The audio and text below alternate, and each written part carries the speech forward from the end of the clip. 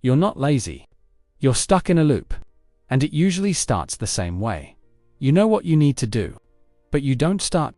You tell yourself later, then later becomes scrolling. Distractions, short breaks that turn into hours. And suddenly, the day is gone. That's procrastination. But it's not really about time or effort. It's about avoidance. Your brain is constantly trying to escape discomfort. Anything that feels hard, unclear, boring, or overwhelming gets marked as something to avoid.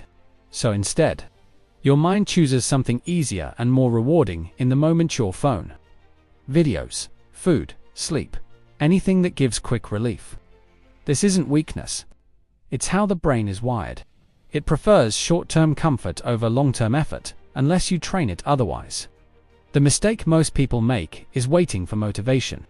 But motivation is unreliable. It shows up sometimes, disappears often, and can't be controlled. So the real solution isn't feel ready, it's start anyway. But here's the key: you don't start big. You start small. Because procrastination lives at the beginning of tasks.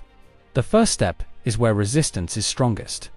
So instead of thinking I need to do everything, you shrink it down until it feels almost too easy to ignore. Not finish the work, just open it. Not clean everything, just clean one small area. Not get fit, just put your shoes on. Small actions bypass resistance. Because your brain doesn't see them as threatening.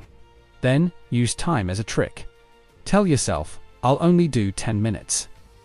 This works because it removes pressure. Your brain relaxes when it knows it's not forever. And once you start, momentum usually takes over. The task feels lighter than expected. You often continue naturally, even if you stop after 10 minutes. You still win because you broke the cycle of avoidance. Another important factor is your environment. Willpower is weak compared to habits and surrounding. If your phone is next to you, you're constantly fighting an unfair battle between effort and instant reward. An instant reward usually wins. So make distraction harder. Put your phone away. Out of sight. Not because you lack discipline, but because you're designing your environment to support you instead of fight you. And finally, understand this: discomfort at the start is normal. That resistance you feel isn't a sign to stop, it's the signal that you're at the exact point where change begins. Most people fail not because they can't do the task, but because they interpret that discomfort as a reason to avoid it. But progress comes from doing the opposite.